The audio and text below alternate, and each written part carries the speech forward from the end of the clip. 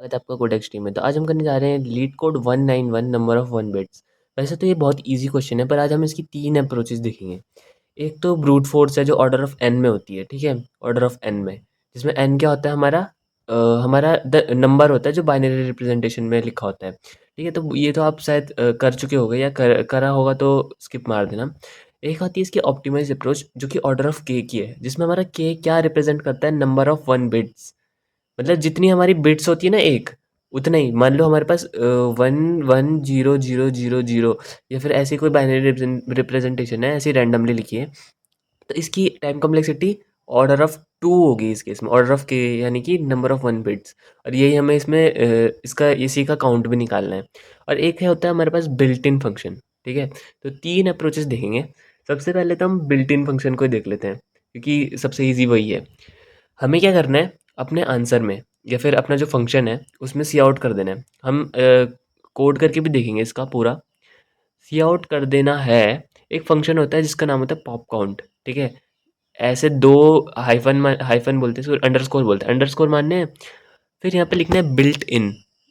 Underscore मारते ही आपको लिखना है बिल्ट इन, और फिर एक अंडरस्कोर और मारना है, और यहाँ पे लिखना है पॉप काउंट। तो ये फंक्शन आपको रिटर्न करेगा number of one bits in the binary representation of a number, है ना। तो यहाँ पे आप एन दे दो कि कोई सा भी वो नंबर हो सकता है अपना। एक तो अपना आंसर हो गया सिंपल सा, ये आएगा हमारा ऑर्डर ऑफ वन होता है, यही इसकी खास बात है।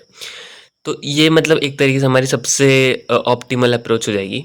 पर फिर भी ये आपसे कोई पूछने नहीं वाला, क्योंकि ये तो एक बिल्ट इन फंक्शन है। हम चलेंगे पहले अपने ब्रूट फोर्स में। तो देखो, हम एक नंबर होता है ना जो हमारा बाइनरी नंबर जैसे हमारे पास ये होते हैं 0 0 0 0 0 1 0 1 0 0 1 1 1 0 0 1 0 1 और 1 1 0 1, सॉरी 1 1 0 1 1 1। तो ये हमारे होते हैं बाइनरी रिप्रेजेंटेशन किसकी, 0 1 2 3। तो हमारी 8 बिट में 0 से लेकर 7 तक ये होती है बाइनरी रिप्रेजेंटेशन, है ना। अब मुझे क्या करना है कि इसके निकालने हैं सेट बिट्स। सेट बिट्स का मतलब क्या होता है, सेट बिट्स का मतलब होता है सेट बिट्स का मतलब होता है कि वन बिट, यानी कि जहाँ पे बिट हमारी वन हो। बिट क्या हो सकती है, या तो जीरो हो सकती है तो वन हो सकती है। सेट बिट मतलब जहाँ पे हमारी बिट वन हो, तो वो हमें काउंट करके देना है इस क्वेश्चन में। तो अब देखो, ये हम कैसे कर सकते हैं। हम कोई नंबर है, जैसे हमारे पास 4 है, इस 4 को हम बाइनरी में कन्वर्ट करते कैसे हैं। जब हम इसको कन्वर्ट करते हैं, हम ऐसे कन्वर्ट करते हैं, देखो मैं बताता हूँ। जैसे हम 7 को कन्वर्ट करते हैं, ये थोड़ा बड़ा है ना इसलिए। 7 को कन्वर्ट करेंगे तो कैसे करेंगे, ऐसे डिवीजन से करते हैं। पहले हम इसको डिवाइड करते हैं, 2 3 जा 6, फिर जो रिमाइंडर आता है वो हमारे यहाँ पे आ जाता है, ठीक है। फिर आता है 2 1 जा 2, फिर रिमाइंडर आया क्या 1, तो ये भी यहाँ पे आ जाएगा। अब 2 0 जा 0, फिर से रिमाइंडर आया 1, ठीक है। अब जो 2 0 जो 0 भी ले सकते हो, वैसे ज़रूरत नहीं है, पर फिर भी देखो, अब जो ये हमारा आंसर आ रहा है ना, ये ऊपर के लिए 0 1 1 1, या फिर सिर्फ 1 1 1 ही देख लो, तो ये हमारा आंसर है। इसका बाइनरी रिप्रेजेंटेशन है 7 का, देखो यही है ना। तो ऐसे हम बाइनरी में कन्वर्ट करते हैं। अब इसका मेथड क्या है, देखो, अब हम जब इसको कर रहे थे 7 को, तो 2 3 जा 6 होता है, तो 1 बचा। तो देखो, ये 1 बच रहा है, ये हमारा क्या है, यही तो हमारी लास्ट में अपनी बाइनरी रिप्रेजेंटेशन बन रही है। तो यहीं पे हम, जब हमें 1 मिल रहा है, तो हम क्यों ना अपने काउंट में इसको इंक्रीमेंट कर ले, जिससे हमारी क्या निकल जाएगी, नंबर ऑफ सेट बिट्स। जैसे जैसे हमें 1 मिलेगा, कंडीशन लगा के वहाँ पे हम इसको काउंट कर लेंगे कि अगर अगर हमारा जो रिमाइंडर आ रहा है वो 1 आ रहा है, इसका मतलब कर दो अपना काम, ठीक है। और अगर आपको ये अप्रोच पता है तो उस वाली उसमें चल जाना है एल्गोरिदम में। तो 2 1 जा 2 होता है, 1 आएगा। एक और, तो हम काउंट में अब 2 लिख देंगे। 2 0 जो 0 होता है, तो एक और 1 आएगा। तो अब हम इसमें 3 कर देंगे, और ये हम अब हमें इसको रिवर्स वगैरह करने की, लिखने की भी ज़रूरत नहीं है। ये हमारा डायरेक्ट हमें काउंट को ही रिटर्न कर देना है। तो ये तो हमारी हो गई इसकी अप्रोच, ठीक है। इसको अभी हम करके भी देखेंगे, चिंता मत करो, मतलब उस पे प्लेटफॉर्म में भी करके देखेंगे। तो अब पहले हम देख लेते हैं अपनी ब्रियन कर्निगन्स एल्गोरिदम। ये बहुत बढ़िया एल्गोरिदम है, ठीक है। इसको देखते हैं, चलो। तो अब समझेंगे अपने एल्गोरिदम को।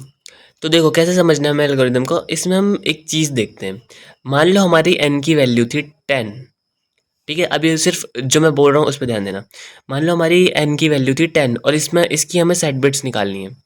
चलो, अभी सेट बिट्स भी भूल जाओ फिलहाल के लिए, अभी हम एक ऑब्जर्वेशन देख रहे हैं अपनी। देखो, 10 को बाइनरी में रिप्रेजेंट करते हैं 1 0 1 0, 9 को कैसे करते हैं, 1001। अब जो इसकी लास्ट सेट बिट है ये बताओ कौन सी है, ये वाली है कि नहीं है, बातों पे ध्यान देना। 10 की हमारी लास्ट सेट बिट तो यही है 1।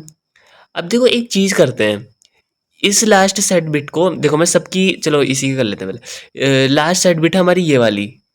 अब अगर मैं यहाँ से लेके यहाँ पूरा आगे तक जितना भी हो वो फ्लिप कर दूँ तो क्या आएगा, देखो 1 है, 10। अब मैंने बोला यहाँ से लेके जो लास्ट सेट बिट है उससे आगे पूरा आगे तक फ्लिप कर दो नंबर्स को, तो 0 1 हो जाएगा। तो ये आ गया। तो क्या ऐसा होता है, तो देखो अब देखो, ये वाला एग्जांपल देखते हो 15 वाला। लास्ट सेट बिट कौन सी है, ये वाली। अब यहाँ से लेके आगे तक पूरा फ्लिप कर दो, तो ये 0 फ्लिप कर दिया हमने, और यही 14 भी होता है हमारा। चलो एक और देखते हैं, 25। अब देखो लास्ट सेट बिट फिर से ये आखिरी में ही आ गई है, तो ये हमारा 0 हो चुका है। बाकी का नंबर पूरा सेम है, देखो बाकी का नंबर पूरा, ये लास्ट सेट बिट से पहले का 10 था, 10 ही है। लास्ट सेट बिट से पहले का पूरा सेम है, 1 1 1 1 1 1। इसमें भी ऐसा ही है। अब इसमें देखो लास्ट सेट बिट हमारी यहाँ पे आ रही है, तो इसमें क्या होगा, ये यहाँ से लेके पूरा आगे तक फ्लिप हो जाएगा, 0 1 1। ये 0 था, ये 1 था, ये 0 हो गया, बाकी हो गए 1। ठीक है। और हमारा आंसर आ गया 19, जो कि बढ़िया बात है। मतलब कि क्या है, देखो यहाँ पे भी हमारी लास्ट सेट बिट थी ये वाली, तो यहाँ से लेके हमने आगे तक पूरा स्वैप किया। अब देखो इसमें आते हैं हमारे दो पार्ट्स, एक आता है ये वाला पार्ट और एक आता है अगला वाला पार्ट। एक पार्ट तो वो होता है जो कि सेम होता है, एक पार्ट वो होता है जो बिल्कुल डिफरेंट होता है। ये है हमारी इस एल्गोरिदम में बात। ये एल्गोरिदम से हम क्या निकाल सकते हैं, एन n-1। अगर हमें n पता है, n की बाइनरी फॉर्म पता है, तो n-1 हम चुटकियों में, मान लो तुम्हें एक नंबर पता है, तुमने मुझे दे दिया 111100001000, मतलब बहुत बड़ा नंबर है। अब तुम बोल रहे हो कि ये nth नंबर है, हम जानते हैं इसकी डेसिमल में वैल्यू क्या है, इसका डेसिमल -1, मतलब n-1 की वैल्यू निकाल के दिखाओ। तो मैं क्या करूँगा, सिंपल है, देखो लास्ट सेट बिट मुझे पता है, लास्ट सेट बिट से ही हमारा फ्लिपिंग शुरू होती है, तो यहाँ से हमने फ्लिपिंग कर दी, और बाकी का नंबर पूरा सेम होता है। तो अगर हमारा nth नंबर ये था, तो गारंटीड है कि n-1 नंबर ये है।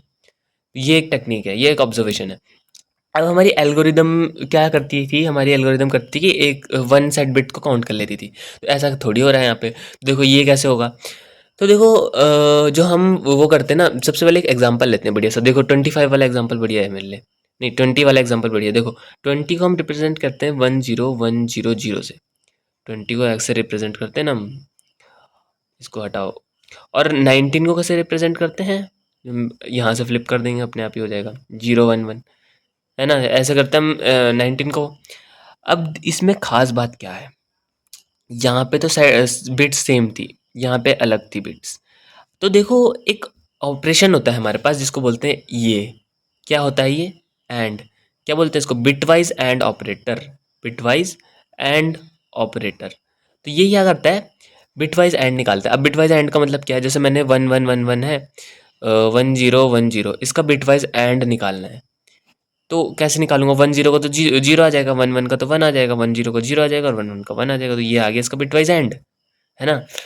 तो दो नंबर्स का बिटवाइज एंड कैसे निकालना है वो भी मैंने आपको बता दिया। और जैसे सी प्लस प्लस में एंड ऐसे रिप्रेजेंट होता है ना, एंड वाला एंड, ये लॉजिकल ऑपरेटर। तो ये जो बिटवाइज एंड है वो सिंगल इस वाले सिंबल से रिप्रेजेंट होता है, और वो डबल, ठीक है। तो ये बात तुम समझ गए। अब अगर तुम देखो तो इन दोनों का एंड निकालोगे तो क्या आएगा, इन दोनों का एंड निकालोगे तो क्या आएगा, बहुत ध्यान से देखना। इनका चलो यहाँ से शुरू करते हैं, 10 का 0 आएगा, 10 का 0 आएगा, 10 का 0 आएगा, 0 आएगा और 1 आएगा। एक चीज़ नोटिस करना, यहाँ पे हमारे पास नंबर था 10100, और यहाँ पे नंबर था 10011। तो अगर तुम बिटवाइज एंड की प्रॉपर्टी देखोगे तो प्रॉपर्टी क्या होती है कि जहाँ पे हमारे नंबर सेम होते हैं वहाँ पे अपना आंसर 1 ही आता है। चाहे वो यहाँ पे 0 0 होता तो यहाँ पे 0 ही आ रहा है, 1 0 तो भी 0 आ रहा है, वो बात अलग है। 1 1 होता तो 1 ही आता है, 0 0 होता है तो 0 ही आता है, ठीक है। तो ये एक प्रॉपर्टी हमारे बिटवाइज एंड की, मतलब बिटवाइज एंड काम ही इसी प्रॉपर्टी पे करता है, वो बात भी है। तो मतलब कि एक चीज़ है कि दोनों नंबर अगर अलग होंगे, दोनों बिट्स अलग होंगी, तो हमारा आंसर हमेशा 0 आता है। अगर 1 एंड 0 करोगे तो that will be always be 0, that will always be 0। तो मतलब अब हम मैं क्या कहना चाहता हूँ, देखो मैंने आपको एक बात बताई थी, अगर हम इसको सेपरेट करें लास्ट बिट से, लास्ट सेट बिट से सेपरेट करें इसको, ये हमारी लास्ट सेट बिट, तो हमारा आंसर इसके बाद का हमेशा 0 ही आएगा, है ना। ये नहीं है ऑब्जर्वेशन, क्योंकि हम इस इन बिट्स को ही तो फ्लिप कर देते हैं, तो हमेशा फ्लिप्ड बिट ही तो रहेगी यहाँ पे, यानी कि हमेशा ये अलग रहेंगे, है ना। जहाँ से हमारी सेट बिट थी, लास्ट सेट बिट, वहाँ से तो फिर हमारा 0 ही आएगा अगर हम एंड ऑपरेशन करें, ठीक है। और उससे पहले का क्या होगा, उससे पहले का कुछ भी हो सकता है, उससे पहले का अपने को पता नहीं, है ना। तो अब एक मस्त चीज़ देखते हैं।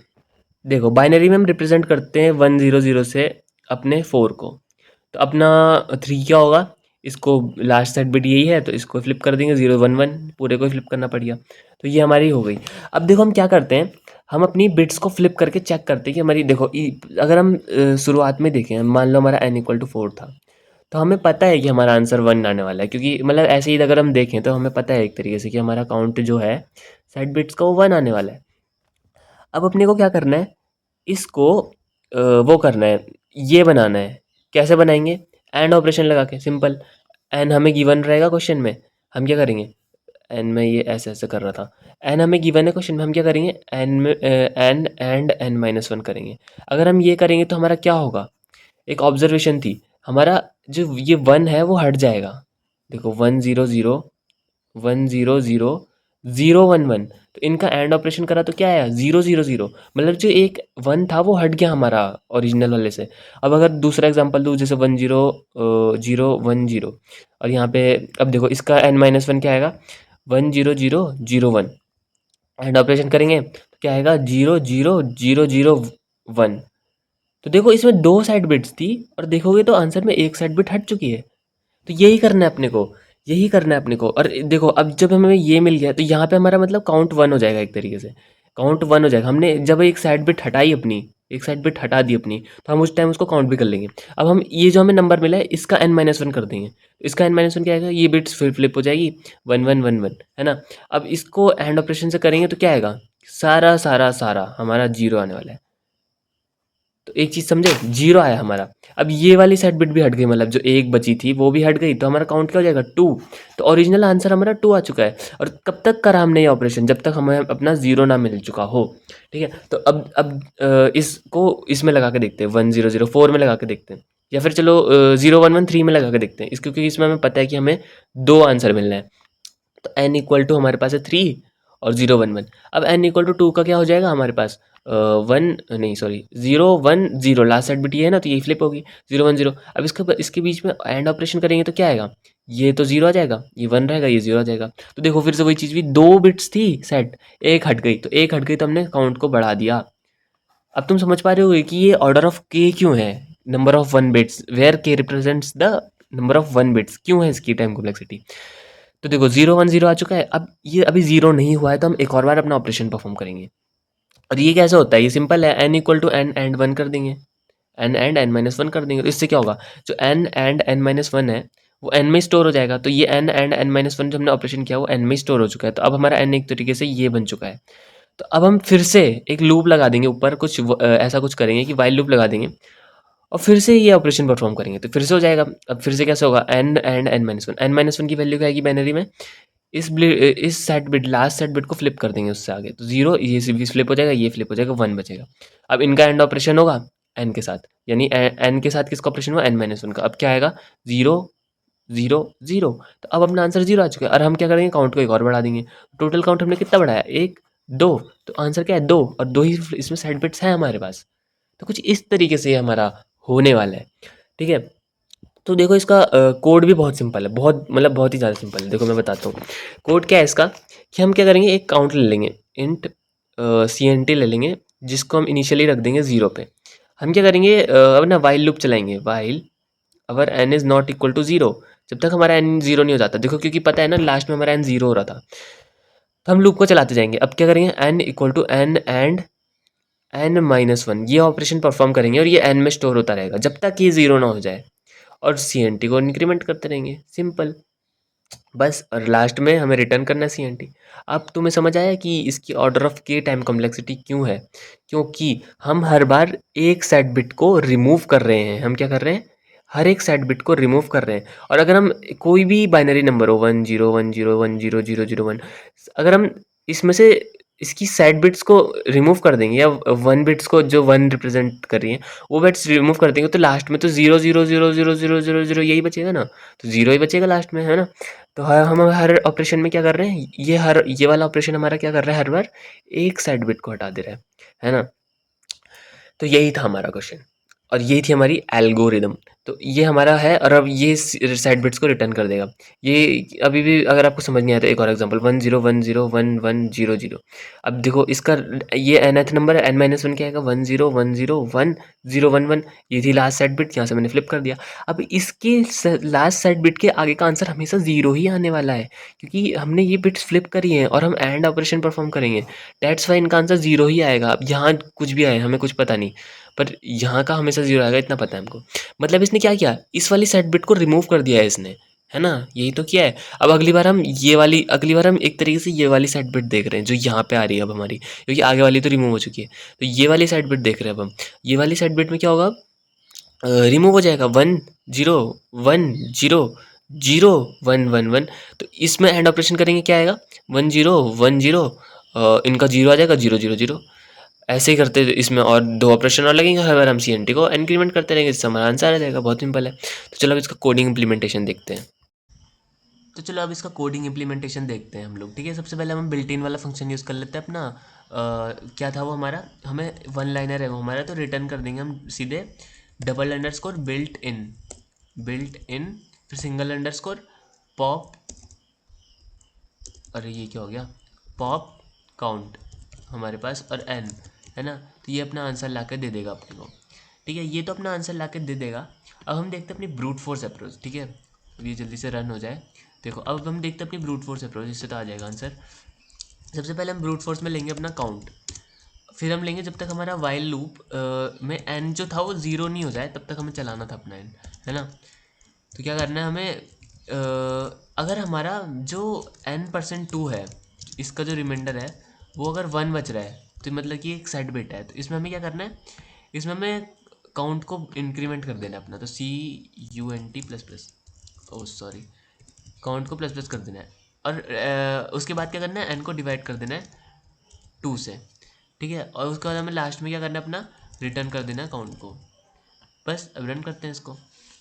तो ये हमारी इसकी TC क्या रहेगी हमारी, इसकी TC रहने वाली है हमारी O ऑफ n, ठीक है? सिंपल बात है, O ऑफ n रहने वाली है। और इसमें n का मतलब क्या है, हमारी जो नंबर ऑफ बिट्स हैं in the binary representation of our n, वो हमारी रहेगी। तो ये हो चुका है। अब देखते हैं अपनी लास्ट अप्रोच जो कि अपनी एल्गोरिदम है, जो कि हमारी एक तरीके से बेस्ट अप्रोच भी बोल सकते हैं। तो इंट CNT इक्वल टू 0 लिया मैंने क्या बोलता है, इसमें भी वही चीज़ है, जब तक हमारा n 0 ना हो जाए तब तक इसको बढ़ाते रहो, n नॉट इक्वल टू 0।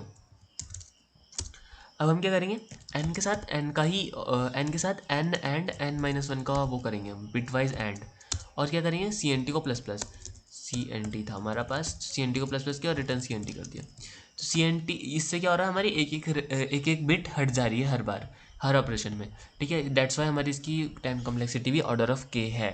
तो मैंने आपको पूरा अच्छे तरीके से समझाने की कोशिश करी है। अगर समझ में आया तो कमेंट सब्सक्राइब लाइक ज़रूर करना। So thanks for watching.